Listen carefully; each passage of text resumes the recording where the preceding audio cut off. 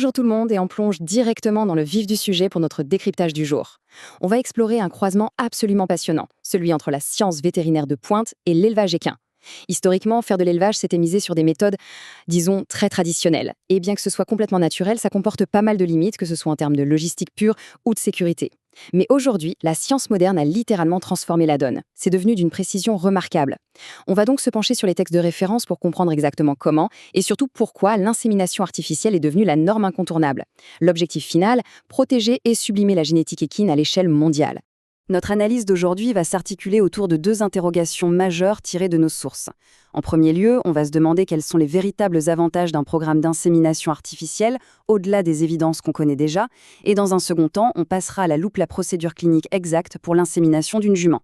Bref, on va décortiquer tout ça ensemble en partant d'une vision très globale et systémique pour atterrir directement sur le terrain, dans la réalité clinique.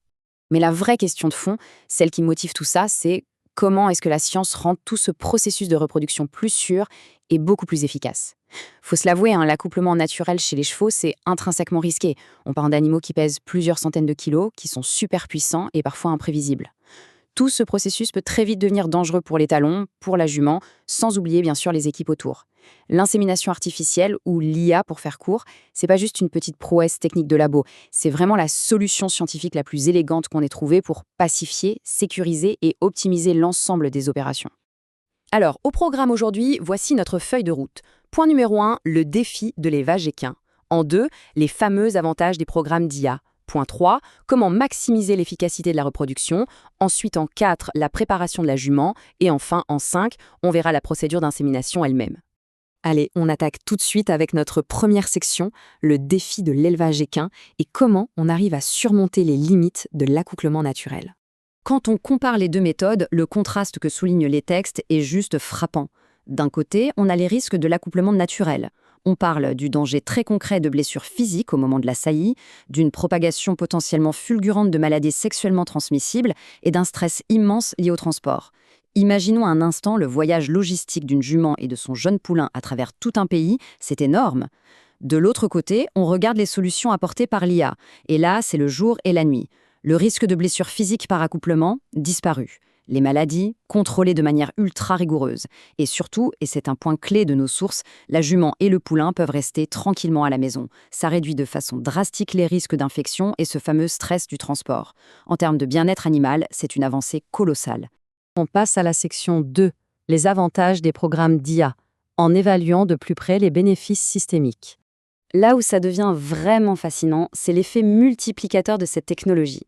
Comme le détaillent nos documents, un seul éjaculat permet d'inséminer plusieurs juments. Mathématiquement, la donne change complètement. Un étalon avec une génétique très prisée va pouvoir reproduire un volume de juments nettement supérieur chaque année. C'est un véritable effet de levier. Et la logistique s'en trouve complètement bouleversée. Ce n'est plus l'animal qui traverse les frontières, c'est sa semence. Et puis, il y a cet autre avantage clinique souvent oublié, mais primordial. Comme la semence d'un étalon en programme d'IA est très régulièrement évaluée en labo, au moindre petit souci de fertilité, on l'identifie et on le gère presque immédiatement. C'est une sorte de veille sanitaire intégrée et permanente. Troisième partie, maximiser l'efficacité de la reproduction en nous penchant sur le rôle des réglementations et des normes mondiales. Je fais une petite pause sur cette citation directe de la source parce qu'elle est fondamentale. On ne s'amuse pas à expédier du matériel génétique comme ça au hasard. Ces réglementations très strictes, elles imposent les conditions dans lesquelles on doit garder les étalons et elles orchestrent un contrôle sanitaire complètement implacable. C'est exactement ce cadre juridique et sanitaire ultra rigoureux qui va garantir à la fin de la chaîne l'exportation d'une semence saine à 100%. Sans ça, pas de confiance possible. Et cette confiance, c'est vraiment la pierre angulaire de tout le marché de l'élevage équin à l'international. Section numéro 4, on change d'échelle. On passe à la préparation de la jument avec notre transition vers l'environnement clinique. Ce qu'on voit ici, c'est la décomposition clinique très précise de l'IA directement tirée de notre documentation. C'est un bloc dense, oui, mais c'est littéralement un condensé de savoir-faire vétérinaire. En lisant ça, on réalise très vite que le succès de l'opération ne repose pas du tout sur la chance. Il repose sur une hygiène maniaque, une patience à toute épreuve et une série d'étapes d'une précision qu'on pourrait qualifier de chirurgicale. L'objectif, ce n'est pas juste de déposer de la semence, c'est de préparer un environnement biologique absolument parfait pour la recevoir. Mais juste avant de détailler ces fameuses étapes, on doit absolument faire un arrêt sur image sur un terme que le texte source ne cesse de répéter, le terme non spermicide. Grosso modo, qu'est-ce que ça veut dire? C'est simple, ça désigne tout matériel ou toute substance qui ne va ni nuire, ni tuer les spermatozoïdes. Pourquoi c'est aussi crucial? Eh bien parce que ces cellules sont d'une fragilité extrême. Un seul contact avec un produit chimique inadapté ou même un type de plastique qui libérerait des composés toxiques, et paf, tout cet effort logistique mondial qu'on vient de décrire est instantanément réduit à néant. Comprendre l'importance de ce mot, c'est comprendre toute la rigueur des manipulations qui vont suivre. Ce qui nous amène à notre 5e et dernière section, la procédure d'insémination, ou plutôt notre guide vétérinaire, étape par étape. Concrètement, sur le terrain, comment ça se passe? C'est ultra cadré. Étape 1, on pense sécurité avant tout.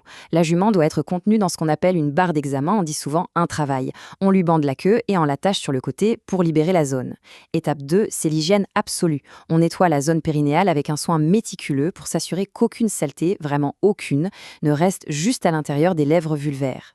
Étape 3, la personne en charge de l'insémination enfile un gant stérile, parfois on dit retourné, et va bien protéger l'embout de la pipette. Ensuite, étape 4, on y revient. C'est là qu'on utilise un tout petit peu de notre fameux lubrifiant non spermicide sur le dos du gant. Le vétérinaire utilise alors son doigt pour repérer physiquement l'entrée du col de l'utérus.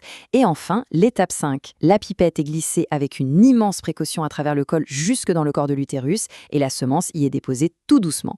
C'est une manipulation d'une délicatesse assez incroyable. D'ailleurs, les sources concluent là-dessus avec une mise en garde qu'on pourrait qualifier d'absolue.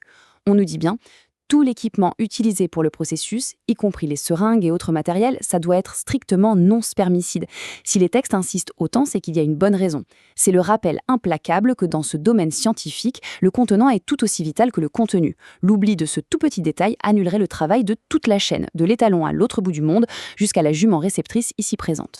Quand on prend un peu de recul, c'est fou de voir comment des micro-étapes cliniques, réalisées avec une hygiène irréprochable et un équipement pointu, peuvent générer des avantages aussi massifs pour l'élevage équin mondial. Ça permet de protéger les animaux, de doper l'amélioration génétique et de connecter les élevages de manière ultra sécurisée par-delà les frontières. Ce qui laisse forcément sur une petite réflexion pour terminer. Quand on voit à quel point ces procédures sont aujourd'hui devenues minutieuses et encadrées, comment est-ce qu'on peut imaginer la prochaine grande évolution des normes mondiaux de reproduction animale? Une chose est sûre, la science vétérinaire a encore pas mal de surprises en réserve.